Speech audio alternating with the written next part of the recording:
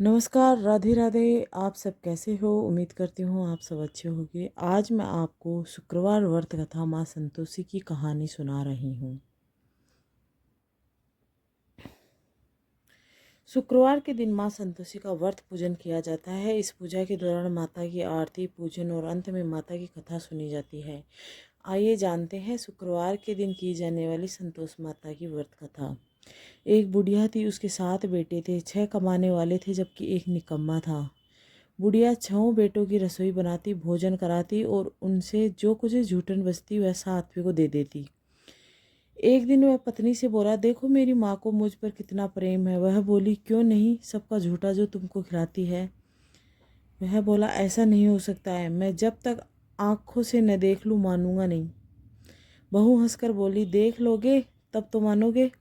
कुछ दिन बाद त्योहार आया। घर में 7 प्रकार के भोजन और चूरमे के लड्डू बने। वह जांचने को सिर दुखने का बहाना कर पतला वस्त्र सिर पर ओढ़कर रसोई घर में सो गया। वह कपड़े में से सब कुछ देख रहा था। 6 भाई भोजन करने आए।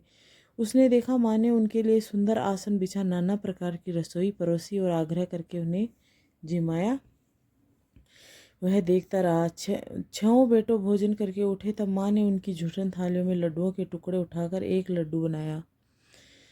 जूठन साफ कर बुढ़िया माँ ने उसे पुकारा, बेटा 6 भाई भोजन कर लिए, अब तू भी बाकी है, अब तू कब खाएगा। वह कहने लगा, माँ मुझे भोजन नहीं करना, मैं अब परदेश जा रहा हूँ। माँ ने कहा, कल जाता तो आज ही चला जा। वह बोला, हाँ आज ही जा रहा हूँ।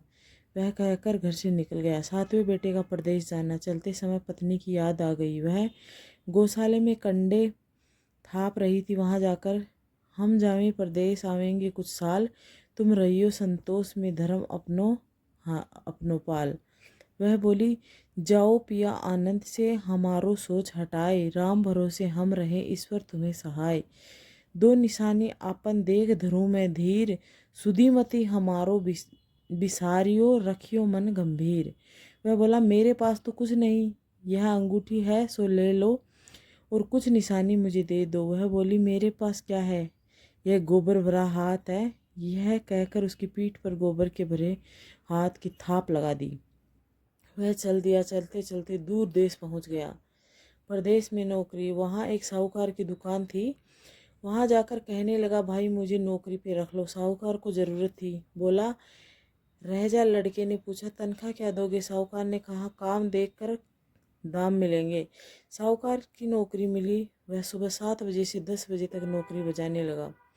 कुछ दिनों में दुकान का सारा लेन देन, हिसाब, ग्राहकों को माल बेचना सारा करने लगा। साहूकार के साथ 8 नौकर और थे। वे सब चक्कर खाने लगे, यह तो बहुत होशियार बन गया। सेठ ने भी काम देखा और 3 महीने में उसे आधे मुनाफे का हिस्सेदार बना लिया। वह कुछ वर्षों से ही नामी सेठ बन गया और मालिक सारा कारोबार उस पर छोड़कर चला गया।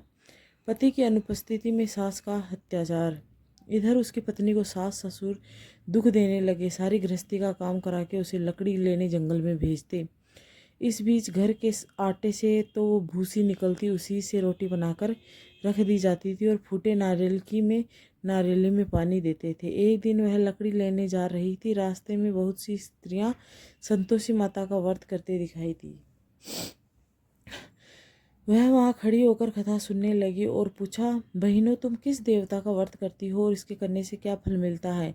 यदि तुम इस व्रत का विधान मुझे समझा कर कहोगे तो मैं तुम्हारा बड़ा एहसान मानूंगी। तब उसमें से एक स्त्री बोली, सुनो, यह संतोषी माता का व्रत है। इसके करने से निर्धनता दरिद्रता का नाश होता है और कुछ मन में कामना हो वह संतोषी माता की कृपा से पूरी होती है। तब उसने व्रत की पूरी विधि पूछी। संतोषी माता व्रत की विधि। वह भक्तिन स्त्री बोली, 1.25 आने का गुड़ चना, इच्छा हो तो 5.25 आने का लेना और 1.25 रुपये का सहूलियत के अनुसार लाना। बिना परेशानी और श्रद्धा व प्रेम से जितना भी बन पड़े सवाया लेना। प्रत्येक शुक्रवार को निराहार रहकर कथा सुनना। इसके बीच क्रम टूटे नहीं, लगातार नियम पालन करना। सुनने वाला कोई न मिले तो घी का दीपक जलाकर आगे जल के पात्र को रखकर कथा कहना। जब कार्य सिद्ध न हो तो नियम का पालन करना और कार्य सिद्ध हो जाए तो व्रत का उद्यापन कर देना। 3 माह में माता फल पूरा करती है। यदि किसी के ग्रह खोटे भी हों तो माता वर्ष भर में सिद्ध कर देती है। फल सिद्धि होने पर उद्यापन करना चाहिए, बीच में नहीं। उद्यापन में 2.5 सेर आटे का खाजा तथा इसी परिणाम से खीर तथा चने का साग करना। 8 लड़कों को भोजन कराना। जहाँ तक मिले देवर जेठ बंधु भाई बंधु के हों, न मिले तो रिश्तेदारों और पास पड़ोसियों को बुलाना। उन्हें भोजन कराकर यथाशक्ति दक्षिणा देना। नियम पूरा करना। उस दिन घर में खटाई न खाना। यह सुन बुढ़िया के लड़के की बहू चल दी। व्रत का प्रण और संतोषी माँ का दर्शन लेना। रास्ते में लकड़ी के बोझ को बेच दिया और उन पैसों से गुड़ चना लेके माता के व्रत की तैयारी कर आगे चली। सामने मंदिर देखकर पूछने लगी, यह मंदिर किसका है? सब कहने लगे संतोषी माता का मंदिर है। यह सुनकर माता के मंदिर में जाकर चरणों में लौटने लगी। दीन को विनती करने लगी, माँ मैं निपट अज्ञानी हूँ, व्रत के कुछ भी नियम नहीं जानती, मैं दुखी हूँ। हे माता जगत जननी, मेरा दुख दूर कर, मुझे अपनी तेरी शरण में हूँ। माता को दया आई और एक शुक्रवार बीता कि दूसरे को उसके पति का पत्र आया और तीसरे शुक्रवार को उसका भेजा हुआ पैसा आ पहुँचा। यह देख जेठ जिठानी मुँह सिकोड़ने लगे। लड़के ताने देने लगे, काकी के पास पत्र आने लगे, रुपया आने लगा, अब तो काकी की खातिर बढ़ेगी। बेचारी सरलता से कहती, भैया कागज आवे रुपया आवे, सब कुछ सबके लिए अच्छा है। ऐसा कहकर आंखों में आंसू भरकर संतोषी माता के मंदिर में जाकर मातेश्वरी के चरणों में गिर के रोने लगी। माँ तूने मुझसे पैसा माँ मैंने तुझसे पैसा कम मांगा था, मुझे पैसे से क्या काम है, मुझे तो अपने सुहाग से काम है, मैं तो अपने स्वामी के दर्शन मांगती हूँ। तब माता प्रसन्न होकर कहा, जा बेटा तेरा स्वामी आएगा। यह सुनकर खुशी से बावली होकर वे घर में आकर काम करने लगी। अब संतोषी माँ विचार करने लगी कि इस भोली पुत्री को मैंने कह तो दिया तेरा पति आएगा, लेकिन कैसे? वह तो इसे स्वप्न में भी याद नहीं करता, उसे याद दिलाने को मुझे ही जाना पड़ेगा।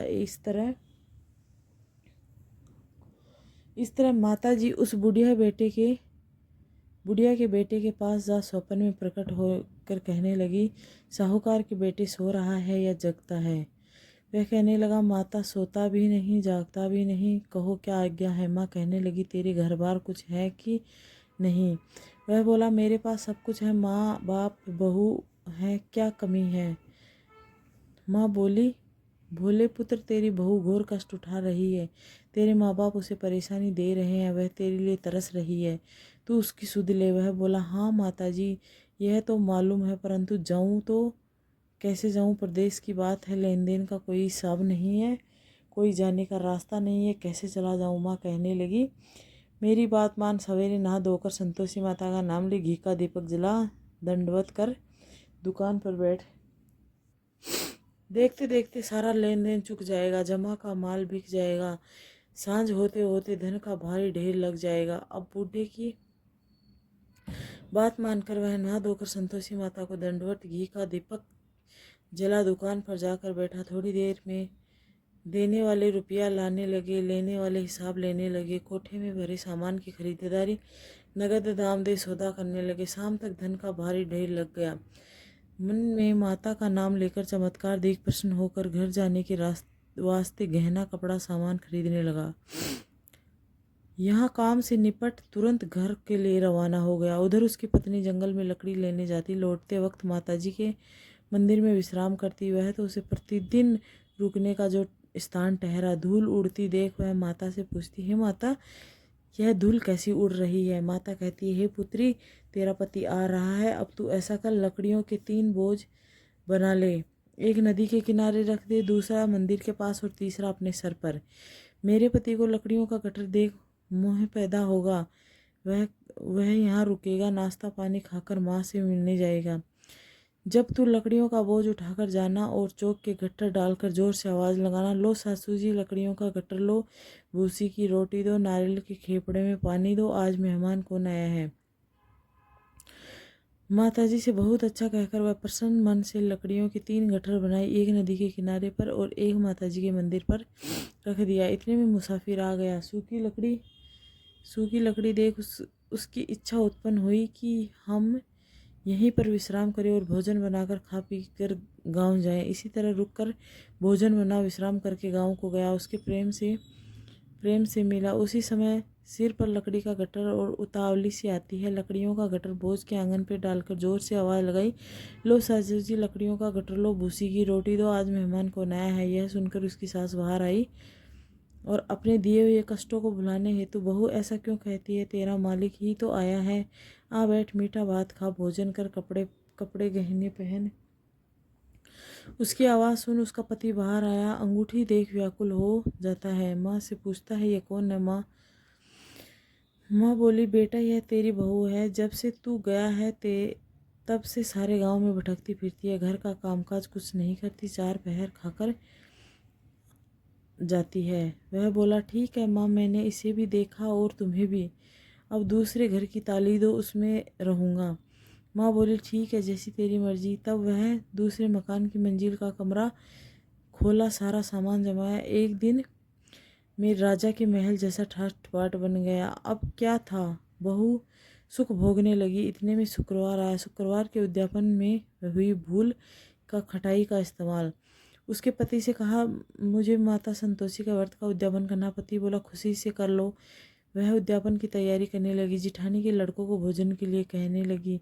उन्होंने मंजूर किया, परंतु पीछे से जिठानी के बच्चों ने कुछ शिकायत, देखो भोजन के समय खटाई मांगना, जिससे उसका उद्यापन पूरा न होगा। लड़के जमीन जीमने आए और खीर खाना पेट भर के खाया, परंतु बाद में कहने लगे, हमें खटाई दो, खीर खाना हमको नहीं भाता, देखकर अरुचि होती है।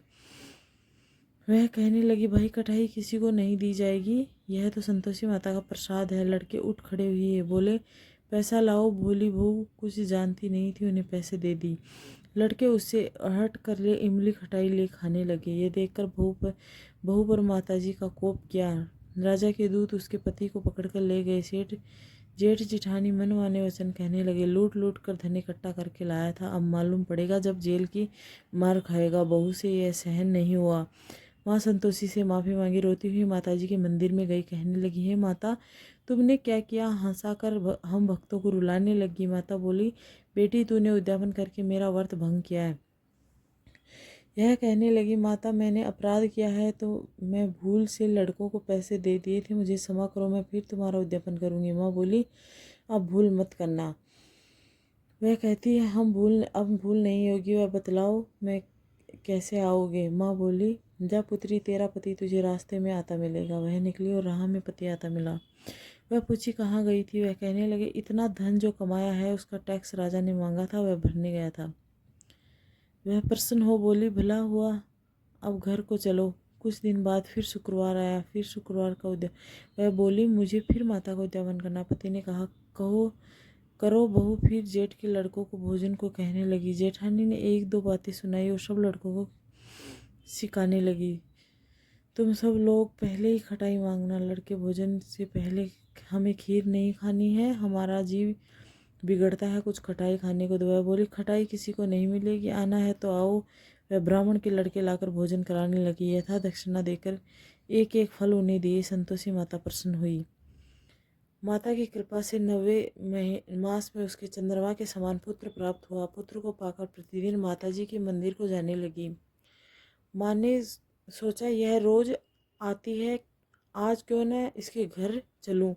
यह विचार कर माता ने भयानक रूप बनाया। गुड़ चने से सना मुख, उस ऊपर सूंड के समान होठ, उस पर मक्खियाँ भिन भिन कर रही थी।